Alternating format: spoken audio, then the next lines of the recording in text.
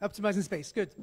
Deuxième invité à qui j'ai le plaisir d'avoir ce matin avec moi, j'appelle Madame Marie-Claire et alors Marie-Cécile, bienvenue, allez-y. Un peu plus d'applaudissements pour qu'on puisse se réveiller bien comme il faut le matin. Parfait. Alors, je pense qu'on est dans un environnement start-up, donc ça va être assez informel. Ce matin, on a avec Mehdi une introduction globale par rapport au programme, par rapport à ce que Skendi a facturé un petit peu Mobilis dans leur écosystème. La session d'avant était beaucoup plus action-oriented. On a eu un exemple de start-up qui est passé d'une idée à un niveau plus important en générant pas mal de résultats au niveau international et au niveau national. Et maintenant, la question qu'on va poser à Omar, c'est alors qu'est-ce qu'il nous faut pour pouvoir développer un écosystème performant. Disclaimer au début, on a parlé tout à l'heure avec Jennifer. Disclaimer, c'est que, alors, des exemples qu'on aura aujourd'hui, ça ne veut pas dire que tout ce qu'on va dire est forcément applicable au Maroc à 100%. Donc le copy-paste ou le paste-paste ne marche pas forcément. Par contre, alors, mon estime panel va nous donner des idées, des pratiques, des choses concrètes qu'ils font et bien sûr libre recours à l'audience pour que ça soit le plus interactif possible et qu'on puisse avoir des idées ensemble. Ça va? Donc, alors pour commencer, je vais d'abord vous demander de vous présenter, mais en 3 hashtags, donc très rapide, donc juste votre prénom, ce que vous faites, et 3 mots qui vous signifient ou qui vous représentent, qui peuvent être très personnels, qui peuvent être génériques. Donc, qui êtes-vous et 3 adjectifs ou mots qualificatifs qui vous présentent. Je commence par vous, Madame Marie-Cécile. En fait, c'était un piège. C'est très, très, très dangereux de venir rencontrer l'innovation et les jeunes parce que, en fait, ça casse totalement les codes. Donc, en plus, on a énormément de pression quand on nous dit que c'est un panel qui va être intéressant. Là, je suis en train de chercher les mots, là, vous savez, parce que c'est quand même très, très, très dur. Bon, donc, pour me présenter, je suis donc chef du service économique de l'ambassade de France au Maroc. L'ambassade de France a des services divers et moi, je représente Bercy. Les mots pour caractériser mon action ici, je crois que le premier mot, c'est amitié, parce que c'est ce qui caractérise la relation entre la France et le Maroc. Le deuxième mot, c'est l'excellence, parce que notre vision est qu'il faut toujours viser l'excellence. Alors j'ai vu qu'il ne faut pas chercher la perfection, mais j'ai bien noté, il faut faire bien, mais peut-être pas chercher la perfection. Enfin, nous, on cherche l'excellence. Je pense que c'est très important. Et le dernier mot, c'est le respect, parce que je crois fondamentalement dans cette valeur. Et ces 3 mots, ce sont les 3 mots qui représentent les valeurs de l'olympisme. Et donc, il faut aussi être très sport. Et on va essayer d'être sport avec vous, parce que j'ai l'impression qu'avec nous, c'est mal parti. Hein. Bon, moi, c'est Jennifer. Je suis diplomate américaine depuis à peu près 20 ans. Mais avant ça, j'étais à Silicon Valley, où je travaillais avec des startups. Ça fait 4 mois que je suis au Maroc, donc je découvre encore. Et un de mes mots, ça serait vraiment découverte, parce que nous sommes toujours, j'espère, en phase de découverte, que ce soit dans nos vies professionnelles, personnelles, tout ça, il faut toujours rester à la découverte. C'est comme ça qu'on arrive à innover des choses. Gratefulness, la gratitude, c'est aussi un mot qui me vient très souvent à l'esprit en ce moment. Je suis ravie d'être ici. Dans un pays qui était le premier ami de mon pays et avec lequel on a tellement d'intérêts communs partagés, tout ça. Et 3e mot... Nervous? Non. Ah, je vais y réfléchir. Alors, je pense... Merci pour ce premier round de présentation. Alors, pour ceux qui ne me connaissent pas, alors moi c'est Adnan, mais je suis intéressé par les questions d'innovation qui sont appliquées à la société. C'est-à-dire comment est-ce qu'on peut trouver des solutions problématiques qui concernent notre environnement et surtout comment est-ce qu'on peut trouver des solutions qui soient pratiques, scalable et qui puissent créer de la richesse pour qu'on puisse tous vivre bien comme il faut ensemble. Donc pour aller directement sur notre panel qui est How can governments empower entrepreneurship ecosystems, je commençais par une petite question que je vous ai partagée, c'est alors qu'est-ce que l'entrepreneuriat dans votre contexte, qu'est-ce que ça signifie-t-il, et quels sont peut-être quelques insights ou quelques réflexions, qu'est-ce qui fait qu'un bon écosystème entrepreneurial. Donc c'est assez ouvert, donc des réflexions, partagez avec nous quelques-unes de ces idées pour qu'on puisse comprendre un petit peu qu'est-ce que l'entrepreneuriat dans votre contexte pourrait ou signifierait de dire. Voilà, je pense que le micro... Je commence. Bon, pour moi, l'entrepreneuriat, c'est de voir un problème et de le résoudre, ou bien d'essayer de le résoudre. Et quand je réfléchis un peu à l'entrepreneuriat aux États-Unis, je pense très souvent à l'échec. Enfin, pourquoi? Parce que pour nous, l'échec, ça fait partie fondamentale de l'entrepreneuriat, en fait. Comme je vous ai dit, avant de rentrer dans le corps diplomatique américain, je travaillais dans le risque capital. Je travaillais pour quelqu'un qui a été un des premiers financeurs de eBay, de Uber, de plusieurs grandes sociétés. Et j'avais comme tâche de faire le premier tri des demandeurs de financement, enfin, qui venaient chez lui. Donc, il m'avait dit, Jennifer, tu regardes, tu me cherches des bonnes sociétés et tu me les passes. Et j'ai dit, bon, d'accord, qu'est-ce qu'on recherche? Qu'est-ce qu'on veut voir? Il a dit, tu veux bien comprendre le problème, tu veux bien comprendre ce qu'ils veulent faire justement pour résoudre le problème, mais surtout, tu ne me donnes pas des gens qui n'ont jamais échoué. Il m'a dit, je ne fais pas confiance à ces gens-là, je ne veux pas travailler avec, je ne veux pas leur donner mon argent.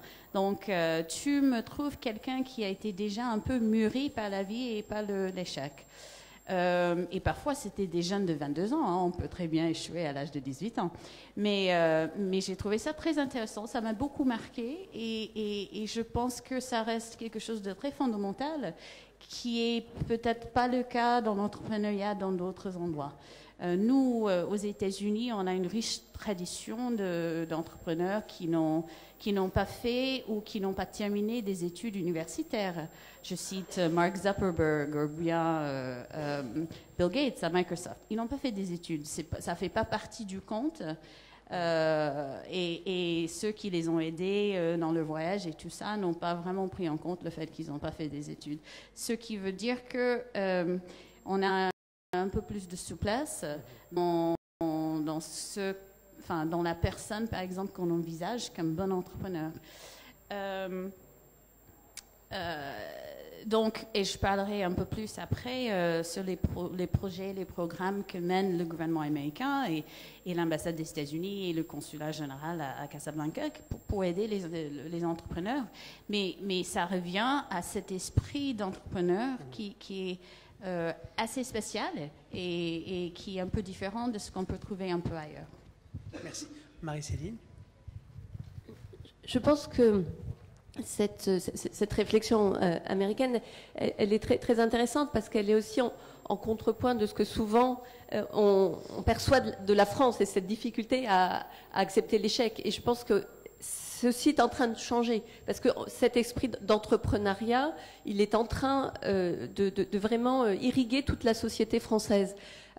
Quand j'étais à Bercy, j'ai eu la chance d'avoir, quand j'étais en poste à Bercy, avant d'être ici, j'ai eu la chance d'avoir un ministre de l'Industrie qui s'appelait Emmanuel Macron et qui donc venait nous parler en tant que ministre. Il parlait aux équipes et il disait que la France était en train de devenir un pays où, pour un certain nombre de jeunes, c'est plus facile de trouver un client que de trouver un patron.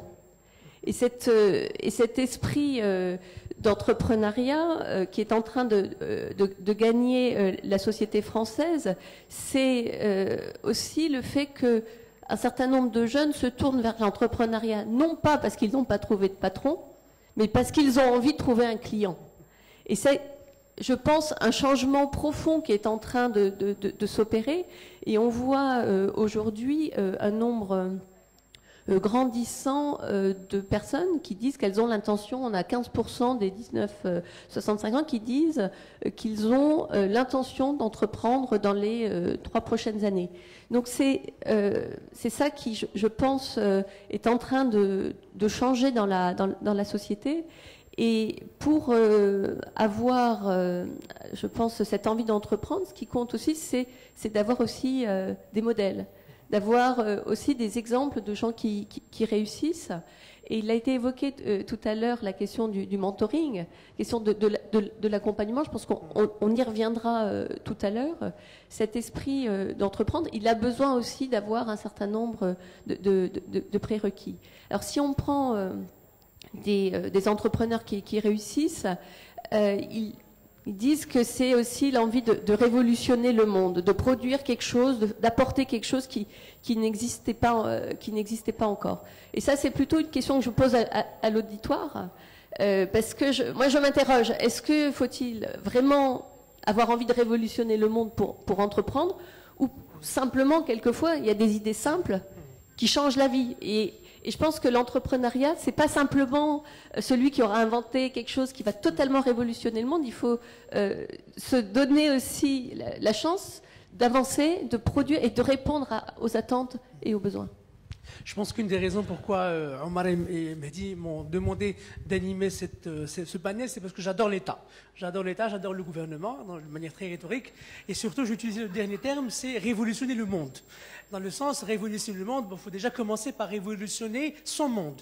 Alors, révolutionner ce monde commence par développer des solutions qui sont rattachées, qui se rapprochent à des problématiques qui sont continuellement en relation avec les besoins de la société et l'opportunité de l'entrepreneur. Donc là, ma deuxième question, c'est par rapport à l'État, au gouvernement, quel serait pour vous le rôle de l'État, avec un grand E, le rôle du government, dans le soutien et le développement de l'entrepreneuriat? Pour après passer à la troisième question, c'est quels sont les programmes et les activités qui sont développés par vos deux institutions pour vraiment à la fois développer l'entrepreneuriat et les entrepreneurs, que ce soit dans vos pays respectifs et au Maroc. Donc, pas d'ordre précis, donc peut-être Marie-Céline ou Jennifer ou...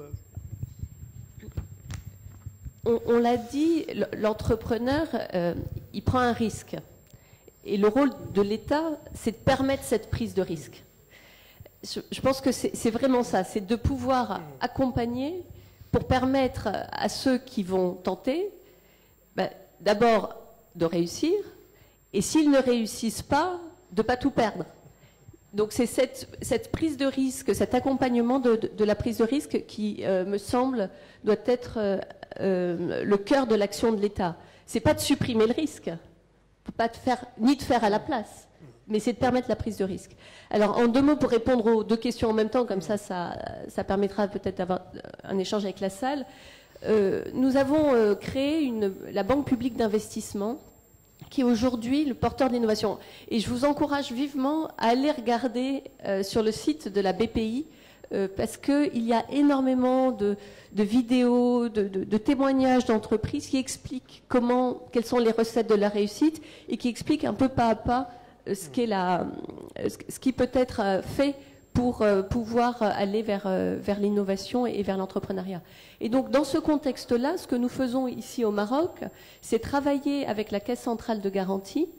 L'ambassade de France, le ministère des Finances travaille avec la Caisse centrale de garantie pour l'aider à mettre en place au Maroc un certain nombre de dispositifs qui permettront d'accompagner l'innovation.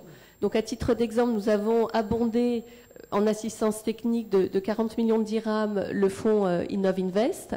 Nous allons travailler avec le Technopole de Val d'Oise pour que cette assistance technique qui est maintenant en place puisse bénéficier de l'expertise française, parce que, comme on le disait, il faut pouvoir avoir aussi des exemples, partager les expériences. Donc, on souhaite pouvoir partager l'expérience de la French Tech avec le monde des startups du Maroc. Et dernier exemple pour aller vite, nous allons organiser à Casablanca le 1er mars un événement qui s'appelle Future in Africa, qui est la première édition un duplicata de ce qui était Futur en scène. C'est la région Île-de-France et Cap Digital qui travaille avec Maroc Numérique Cluster pour organiser ici à Casablanca, le 1er mars, un événement qui permettra aussi d'échanger. Donc on est dans l'accompagnement avec du financement, de l'assistance technique et surtout dans la volonté d'échanger entre les deux écosystèmes français et marocains. Merci. Donc le rôle de l'État, c'est de tout d'abord être conscient et de parler de l'importance des entrepreneurs et de ce que l'entrepreneuriat peut faire pour l'économie d'un pays. Je pense que les États-Unis le savent très bien et le dit très, très fort. Et puis d'essayer d'encourager les entrepreneurs dès le plus jeune âge. Et là, je parle vraiment de l'éducation dans le sens école, mais aussi dans le sens culture. Je pense que c'est ça vraiment qui fait qu'on a eu des grands entrepreneurs aux États-Unis. C'était vraiment la culture américaine, cet esprit d'entrepreneur. Donc, nous, aux États-Unis, on soutient ça, enfin, l'entrepreneuriat à travers le monde. Il y a plusieurs volets. Tout d'abord, je pense au Global Entrepreneurship Summit. Nous avons lancé ce sommet mondial en 2010 à Washington avec le président Obama. Et ce sommet a eu lieu tous les années suivantes dans des pays différents. Nous avons essayé de trouver des partenaires gouvernementaux dans tous les continents du monde, y compris ici au Maroc il y a quelques années. J'imagine que plusieurs parmi vous étaient présents. Nous venons de clôturer le dernier sommet. Le dernier sommet en Inde, à Hyderabad, il y a quelques jours. Il y avait aussi des Marocains qui ont été présents et qui se sont joints avec des milliers d'autres entrepreneurs autour du monde. Donc pour nous, ça représente vraiment un moment très important pour les jeunes entrepreneurs et aussi pour les gouvernements, que ce soit le gouvernement américain, le partenaire invité ou les autres gouvernements qui ont participé avant, de vraiment mettre en place des politiques et tout ça qui encourage l'entrepreneuriat. Ici au Maroc, nous avons pas mal de programmes qui font de l'accompagnement pour des jeunes entrepreneurs et pour les startups, avec l'USAID, avec MEPI, avec MCC.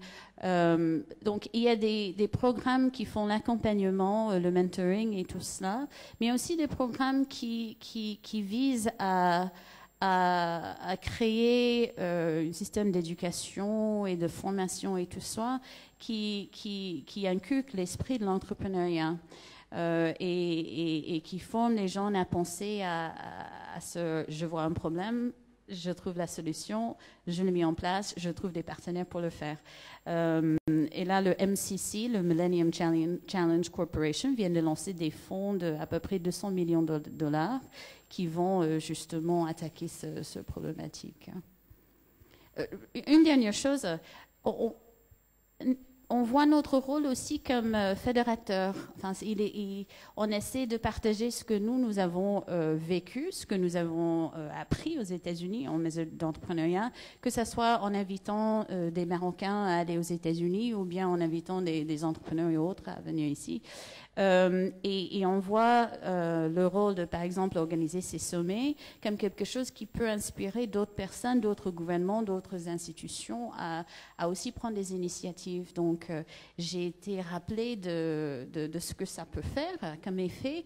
Il y a 2 jours, quand j'étais à la BMCI, pour l'annonce des prix que donne la BMCI aux jeunes entrepreneurs africains. Ils ont donné plus d'1 million de dollars de prix à des jeunes entrepreneurs d'un peu partout en Afrique.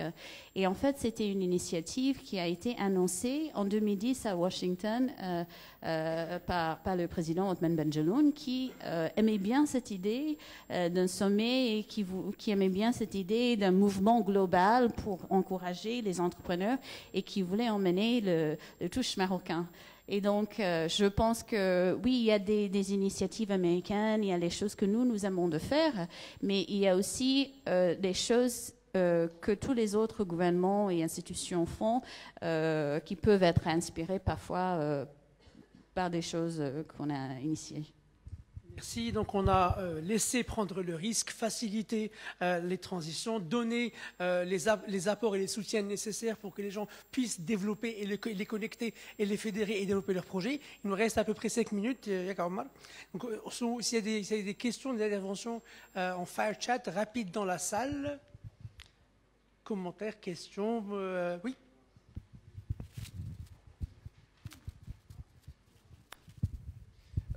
Vous m'avez rappelé l'intervention de Joe Biden au GES à Marrakech où il a parlé de right to fail. Okay. Et ça, il faut y adhérer. C'est un message à tous les entrepreneurs. C'est don't be afraid to fail. Pour moi, c'est fondamental. Et ce sujet en particulier du gouvernement et l'entrepreneuriat me tient à cœur parce que bon, je suis entrepreneur. Je suis rentré au Maroc des États-Unis pour lancer une entreprise ici. Et mon problème, c'était l'inverse. C'est how to make sure the government doesn't intervene in us doing business. Parce que le modèle américain, c'est un modèle où le gouvernement est là pour faciliter les choses, pave the way, mettre en place la bonne législation, faciliter les choses, mais surtout pas intervenir dans l'écosystème dans le sens... c'est-à-dire ne pas favoriser une entreprise par rapport à une autre, ne pas intervenir au niveau des financements, mais plutôt faciliter la mise en place de ces choses-là. Hein. Et puis un petit commentaire sur ce que vous avez dit au sujet du faciliter la prise de risque. En fait, ce qui aide beaucoup, c'est de ne pas avoir un parachute. Moi, ce qui m'a aidé, je n'avais pas le choix. La réussite était une impérative. Si on a un plan B, c'est toujours plus facile on va dire, de ne pas aller jusqu'au bout. Et je pense que ça aussi, c'est très important. Voilà. J'ai essayé de lancer 3 entreprises en étant employé. Les 3 ont échoué parce que j'avais un backup plan. Ma dernière entreprise qui a réussi, j'ai tout plaqué, je n'avais pas de financement et je n'avais pas le choix. Et ça, je pense que c'est très important et fondamental aussi. On peut. Ah ouais. C'est important effectivement C'est important effectivement de recevoir le témoignage d'un entrepreneur. Merci pour ça. D'autres questions? Enfin, je suis sûr qu'il y en a pas mal. Nous avons quand même le consul général. Il y a des questions. Ouais. Bonjour, Boubacar Ben Slimane de Jocolabs. J'ai une question pour Jennifer. Je travaille beaucoup avec le GEN africain, le Global Entrepreneurship Network. On voit pas mal d'initiatives qui sont faites sur toute l'Afrique de l'Ouest. On n'en voit aucune au Maroc. Est-ce que vous avez une idée sur le pourquoi et le comment? En Afrique, je ne sais pas de quoi tu parles comme organisation ou comme programme. Le GEN, et plus particulièrement le GEN Afrique et le GEN Afrique de l'Ouest, où du coup, en fait, il y a l'Algérie qui fait des choses, la Tunisie qui fait des choses, le Nigeria, la Côte d'Ivoire, le Sénégal, mais on n'a aucune initiative qui vient du Maroc. Alors, est-ce que vous avez en fait, une idée de réponse? Ah, c'est le Global Entrepreneurship Network. C'est dans la même lignée que le Global Entrepreneurship Summit, le Global Entrepreneurship Week. Comme tu vois, je ne suis pas capable de répondre parce que je ne connais pas la réponse, en fait. Je suis désolée. Hein. Moi, toute mon expérience a été au Moyen-Orient, en France ou bien maintenant pour la première fois au Maroc. Donc, c'est l'Afrique subsaharienne. J'ai pas eu le plaisir d'y travailler et je suis mal placée pour répondre. Désolée. Alors, je pense, je vais poser une question pour clôturer et commencer par Marie-Céline. Si vous pouvez nous parler. Ah oui, vous n'avez pas de la French Tech. Si vous pouvez nous parler rapidement et clôturer par un mot de la fin sur des remarques ou des conseils que pourront utiliser éventuellement des gens qui veulent soit savoir travailler avec des institutions étatiques ou pouvoir s'engager dans un environnement qui est des fois pas toujours flexible comme les institutions gouvernementales. Donc French Tech, qu'est-ce que c'est? La French Tech, elle est née d'un constat qu'il fallait d'abord prêter l'attention à ces entreprises, ce que disait Jennifer tout à l'heure. C'est aussi montrer qu'on avait compris l'importance des startups, l'importance de l'entreprise et donc de la nécessité de les accompagner. C'est aussi né de la volonté de travailler collectif. Parce qu'on voit bien, enfin, le monde de l'innovation, le monde des startups, on est beaucoup dans l'individuel. Et on a besoin d'espace collectif. Cet espace-là en est le symbole. Donc il faut réussir aussi à créer du collectif. Et donc c'est derrière cette volonté d'unir à la fois les entreprises, mais aussi la recherche et les pouvoirs publics, et à créer sur un territoire. Parce qu'il faut aussi essayer de prendre en considération le fait qu'il ne faut pas juste considérer quelques endroits très déjà connectés, très actifs, et qu'on peut avoir de l'innovation partout sur un territoire. Et la French Tech, sa grande force, c'est d'avoir un certain nombre de métropoles régionales en France qui ont réussi à créer cet esprit d'innovation et d'accompagner. Et notre souhait d'ailleurs du côté de l'ambassade de France, c'est d'accompagner les startups partout et l'innovation partout au Maroc, de réussir à toucher tous ceux qui ont cette volonté d'innovation. Donc je pense que c'est un point important. J'ai beaucoup aimé le témoignage de monsieur. Même si c'est vrai qu'on a peut-être une vision un peu différente, je ne vais pas revenir dessus.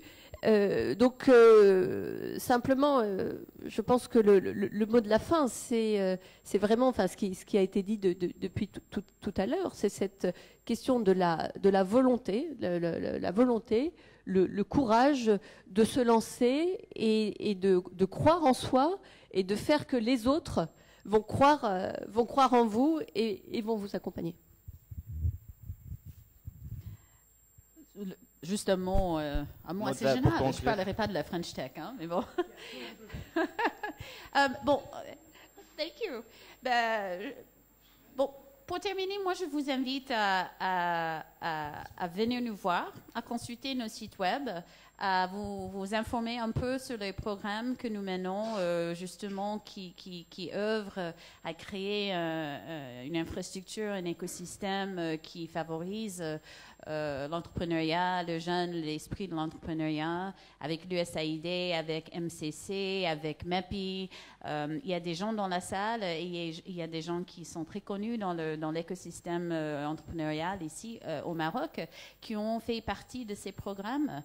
Je pense à Kenza qui a créé Startup Your Life, qui a voyagé aux États-Unis sur un programme de l'ambassade et qui a rencontré des gens très intéressants là-bas et qui dit qu'elle a été en quelque part inspirée de créer, de fonder sa société à cause des expériences qu'elle a eues aux États-Unis. Donc, je vous invite de penser un peu à nous. Il y a un collègue dans la salle qui va être là toute la journée, qui s'appelle Gosier.